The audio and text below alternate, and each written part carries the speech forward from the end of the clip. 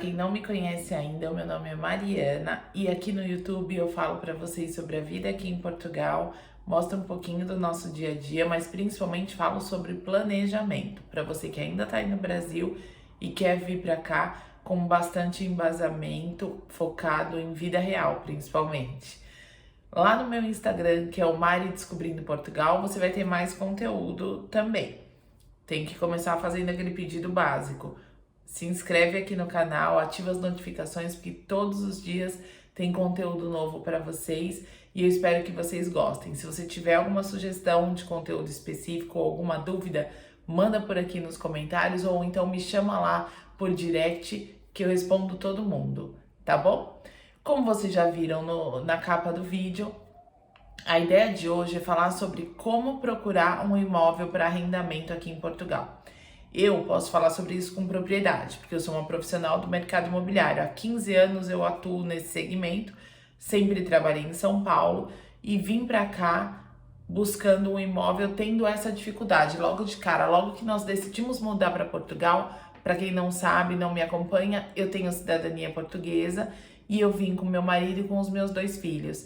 Então, quando a gente decidiu mudar para cá, a dificuldade já começou, porque os portais aqui de Portugal são uma lástima, né? Difíceis de navegar e difíceis de serem compreendidos. Mas tudo bem, tem que superar essa fase. Não tem outro jeito, estando no Brasil, não tem outro jeito de buscar esses imóveis.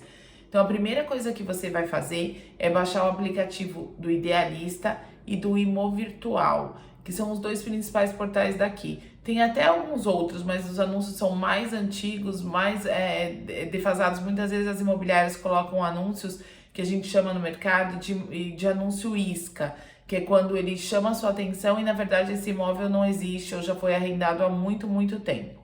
Vamos começar com a questão da nomenclatura. Aqui o aluguel se chama arrendamento. E como funciona a tipologia dos imóveis aqui em Portugal? Tipologia é o número de quartos que esse imóvel tem. Para quem não sabe, aqui em Portugal a gente não fala 2 dormitórios, 3 dormitórios, 1 dormitório. É T0 para o que a gente chama de estúdio aí no Brasil, T1 para 1 dormitório, T2, T3, T4 e assim por diante, conforme o número de dormitórios, de quartos que esse imóvel vai ter. Toda vez que você olhar lá no anúncio T1 mais 1, significa que ele tem um dormitório e mais um outro quarto que normalmente não tem janela. Aqui em casa a gente tem esse mais um, mas ele tem uma janela pequenininha, mas é uma exceção. Então você vai começar buscando primeiro, já falando um pouquinho sobre o mapa e a distribuição geográfica do país, né? Aqui em Portugal a gente tem os distritos, que são equivalentes aos estados no Brasil, que são divididos, então, todo distrito é dividido em concelhos, que são as cidades aí do Brasil, e todo concelho é dividido em freguesias, que são os bairros do Brasil. O meu conselho para vocês é que vocês sempre busquem por distrito ou por concelho, porque a oferta de imóveis aqui é muito pequena, dependendo da região. Então, se você deixa essa busca muito estreita, muito limitada, você vai assustar, porque muitas vezes vai voltar 0 oferta. Então, você precisa estar preparado para pesquisar um pouco mais no macro e depois ir reduzindo conforme você for entendendo a dinâmica desse concelho, dessa freguesia e for tendo a certeza de onde você quer morar. Para começar uma pesquisa como análise mesmo de viabilidade de uma mudança, que também é super importante para o seu planejamento, esse é o passo fundamental. Escolher um distrito ou um concelho e a partir daí fazer essa busca. O que é importante falar para vocês? Uma coisa importante, um parênteses, os meus vídeos não tem edição, não tem corte, não tem nada assim, tá? É o que eu tinha combinado com vocês lá atrás. Querem vídeos? Vai ter vídeo. Só que eu não vou ficar editando, cortando nem nada. Então vocês vão ver que às vezes eu fico raciocinando ou volto para trás e penso. E é assim que vai ser. Eu falei que aqui era a vida real. Então assim, começou a busca, baixou o aplicativo, o Imovirtual ou o Idealista. São as minhas 2 recomendações para cá. Então você vai colocar lá distrito ou concelho, basta jogar o nome, já vai aparecer para você a opção, você vai buscar em toda a área ou em toda a região, a tipologia que te interessa. Meu conselho, ao invés de morar muito, muito longe, eu vejo alguns vídeos bizarros com aluguel por 150 euros. Gente, isso é uma exceção da exceção da exceção. São imóveis que ficam super distantes e são inviáveis para alguém que está chegando aqui no país. Vocês precisam pensar o seguinte: uma mudança de país com a família toda, a imigração é chocante. Mesmo você vindo super preparado, pensando e se planejando há muito tempo, chegou aqui, a coisa é séria.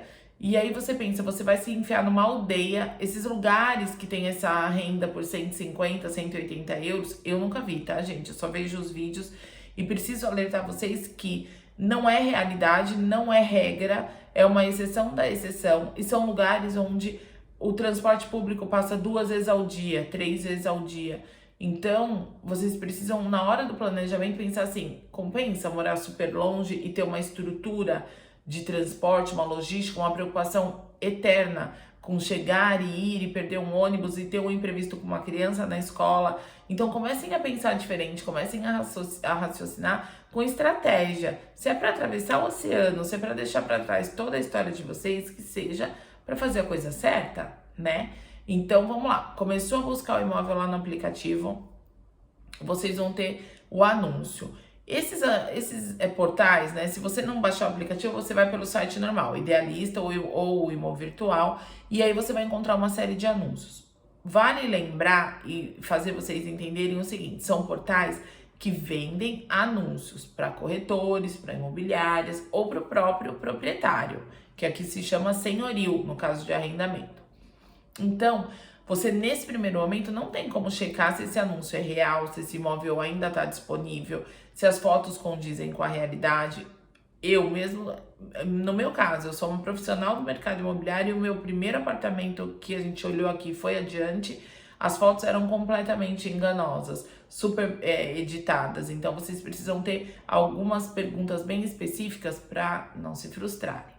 O mundo perfeito é chegar aqui já com o imóvel arrendado, isso eu concordo. Na hora de apresentar o contrato na imigração, pela tranquilidade de não ter que alugar um Airbnb, que muitas vezes, dependendo da cidade, aqui no Porto, por exemplo, os Airbnbs ficam no centro histórico, nas ladeiras, nas ruas de super difícil acesso. Então você chega cheio de mala, sem conhecer nada, num apartamento que não é muito adaptado para uma família mesmo, né? Mas para alguém que vai passar 2, 3, 4 noites. Então, pensando em ter um mundo perfeito, que é já chegar direto na sua casa nova, você precisa ter algumas técnicas na hora de buscar esses imóveis. Estando lá no portal, você vai ver uma série de anúncios. Qual é a minha dica para vocês? Tem que ter bastante foto, senão já mostra que tem alguma coisa errada. Tem alguns que não tem foto, o que também é inaceitável em 2021, né? O que você vai fazer? Quando você for, vai olhar lá a descrição. Na descrição, você já vai ter um monte de detalhes. Coisas importantes que vocês precisam levar em consideração. Vidros duplos. Os imóveis que têm vidros duplos, eles têm uma proteção melhor contra o frio. Aqui o inverno é bem rigoroso. E se você tem imóvel com vidro duplo, você evita gastar com um aquecedor. Qualquer tipo de aquecedor que seja vai consumir bastante energia elétrica ou gás. E aqui são as duas contas mais pesadas de uma casa. A energia é um recurso caro. Você vai ver lá também a certificação energética desse imóvel. Alguns imóveis ainda não têm essa certificação, por questões burocráticas e questões de que cada cidade está fazendo uma reanálise dessa qualificação. O que significa isso? Quanto mais perto da letra A for essa classificação, melhor é a eficiência energética desse imóvel, menos ele vai gastar. Então também vale a pena olhar isso. Olhou a certificação energética, C, B, A são boas, até D também é aceitável. Abaixo de D, alerta, porque às vezes o valor do arrendamento vai ser menor, só que você vai gastar mais em conta de luz. Então é melhor morar melhor, pagando um pouquinho mais, do que gastar o mesmo tanto da diferença na conta de luz. Olhou vidro duplo, olhou certificação energética, você precisa ter a morada, que é o endereço desse imóvel, para você chegar lá no Google Maps e tentar se localizar, para saber se fica muito afastado, se fica muito num lugar com muito movimento, onde você pode ter problema para viver. Porque uma coisa é estar no centro de uma cidade para passear, 2, 3, 4 noites. Outra coisa é viver num lugar super movimentado. Não esqueçam que as maiores cidades de Portugal têm turistas o ano inteirinho. Então, você vai falar, eu vou morar tal. Eu moro no Porto, moro numa região semi-central do Porto. Aqui é muito, muito tranquilo. Mas se eu andar 100 metros, eu já tô num lugar muito mais movimentado. Se eu andar 300 metros, eu já estou num lugar mega movimentado, onde não tem vaga de estacionamento. Aqui na minha rua já não tem bastante comércio, então durante a semana é impossível estacionar. Então, no meu caso, era fundamental ter a vaga de estacionamento no prédio, porque na rua não tem, Portugal não tem uma infraestrutura para a quantidade de carros que circulam. Então, também é um critério a ser observado. Outro ponto que eu acho muito importante é a questão do piso do imóvel. Você tá lá nas fotos, tá rodando as fotos, olha bem o piso. Piso frio, fujam. Por quê? No inverno, ninguém aguenta. E aí o que acontece? Você pega e gasta mais com aquecimento. Então são pequenas coisas que vão limitar ainda mais a sua busca num país que a oferta é pequena, só que no final das contas você vai acabar me agradecendo, você vai economizar com tudo isso. Feito isso, então olhou o vidro duplo, olhou a certificação, checou se tem vaga ou não, se for importante para você, é claro, e checou o piso do imóvel, você vai fazer o quê? Você vai olhar quem está anunciando aquele imóvel. Claro que se você conseguir anúncios que são do próprio proprietário, do senhorio, são muito melhores, porque as condições são melhores. Aqui as imobiliárias cobram muito em comissão, então os senhorios, os proprietários, com certeza vão repassar isso para você. Eles não vão pagar essa conta. Outra coisa importante falar sobre o quão nebuloso é esse mercado imobiliário daqui. É diferente do Brasil, onde a gente tem uma regra sobre garantia do imóvel. No Brasil, a gente tem ou fiador ou seguro-fiança, na maioria dos casos. Quando é o caso de caução ou de depósito, a gente sabe que são normalmente 3 depósitos. Aqui em Portugal, não. O que acontece? Como você é um estrangeiro, chegou no país, você não tem autorização de residência, você vai precisar desse contrato para solicitar isso, o senhorio, o proprietário, fica dono da situação, essa é a verdade. Você fica refém da necessidade de arrendar um imóvel. Então, eu, pessoalmente, já vi casos onde o senhorio pedia 4 rendas de caução. O que é a caução? É a caução, tá, gente? Não é o calção. O calção é aquilo que a gente usa, é o que os homens usam como bermuda. É a caução. O que é a caução? É um valor que o senhorio pede, fica retido para ele, normalmente em casos onde o imóvel tem alguma mobília, que é a mobília daqui, tá? Então, o apartamento mobilado, o imóvel mobilado, sempre vai ter uma caução. Existe caução de um valor, que é um valor de renda, né, equivalente a um mês, e eu já vi até 4 meses de caução. Esse valor você paga quando você assina o contrato ou quando você chega aqui, conforme for o combinado entre vocês, e você recebe só ao final do contrato, estando tudo ok. Então, por exemplo, para um arrendamento de 500 euros, exigiu 4 de caução, são 2.000 euros, que você só vai receber de volta no final do contrato. Se tiver escrito no seu contrato que o apartamento tem que estar pintado na hora da sua saída e todo igual, e tiver alguma avaria nesse meio de caminho, na hora da vistoria final, por exemplo, tem um vidro quebrado. Ah, custou 80 euros, vai descontar desses 2.000 euros, certo? Aí o senhorio te devolve a diferença. Se o apartamento, se o imóvel tiver tudo certinho, ele vai te devolver tudo.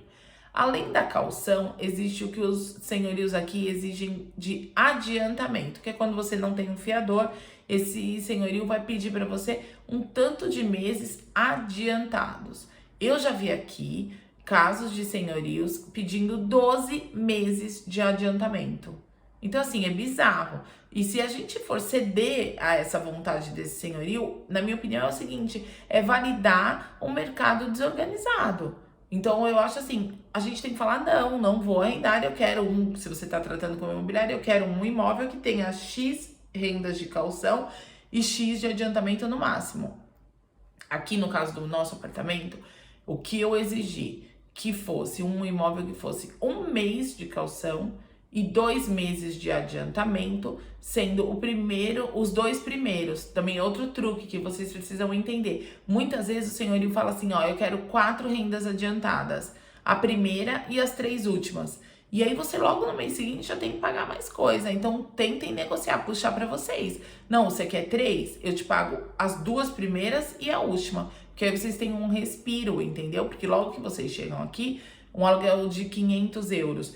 Se ele pedir 2 de caução e 4 de adiantamento, são 6 rendas, que vão equivaler a 3.000 euros. É bastante coisa. E aí, o apartamento não vai estar todo mobilado. E muitas vezes não tá. Falta algum móvel ou outro, vocês vão gastar mais e mais dinheiro. Então, precisa ter esse jogo de cintura na hora de negociar esse adiantamento. Não acreditar que a palavra da imobiliária é a única palavra que existe. Tem que jogar lá, falar, ele exige 2 de caução, eu ofereço 2 de caução, se vocês acharem que vale a pena. E ao invés de 4 adiantamentos, o primeiro e os 3 últimos, eu quero dar os 4 primeiros. Você não sabe o que vem do lado de lá, né? Às vezes é um imóvel que está desocupado há muito tempo, faz algum sentido para o proprietário aceitar e de repente você consegue ganhar nessa negociação. Então a minha dica para vocês é assim, a imobiliária começou com muita demora em te responder, com respostas muito secas e preconceituosas, o que aconteceu bastante com a gente. Mesmo eu tendo a cidadania, eu me senti muito discriminada por ser brasileira na hora de arrendar o imóvel. A imobiliária começou com muita gracinha, passa para a próxima, porque você não vai poder contar com essa imobiliária no futuro, é certeza. Então, pensem nisso, é uma pesquisa bastante elaborada para se encontrar o imóvel ideal. Certo?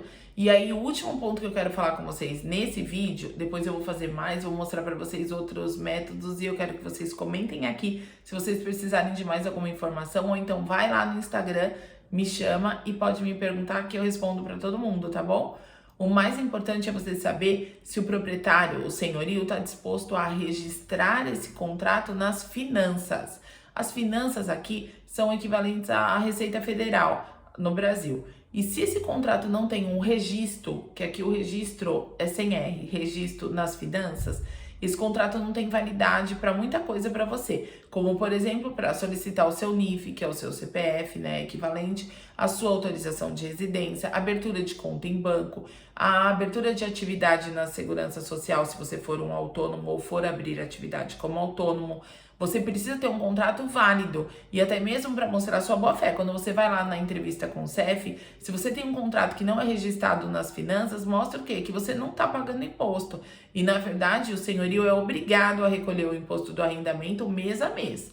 Então, você já de cara pergunta assim na imobiliária, escuta, o senhorio está disposto a fazer o registro desse contrato nas finanças? Tudo documentado. Aqui também eles têm muita mania de te ligar. Qual é o problema da ligação? A ligação não registra. Então você não tem documento. Numa confusão futura, você não tem nada que te afirme o que foi tratado. Então, sempre por e-mail, sempre por WhatsApp, sempre por meios legais de comunicar, de notificar, de comprovar uma tratativa que foi feita.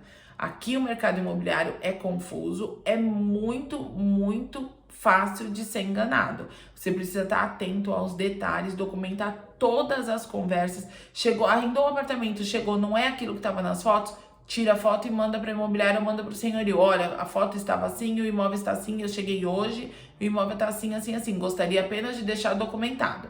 Porque depois, na hora de sair, é igual ao divórcio. Dizem que a gente só descobre quem é a pessoa na hora que se separa, é isso que acontece.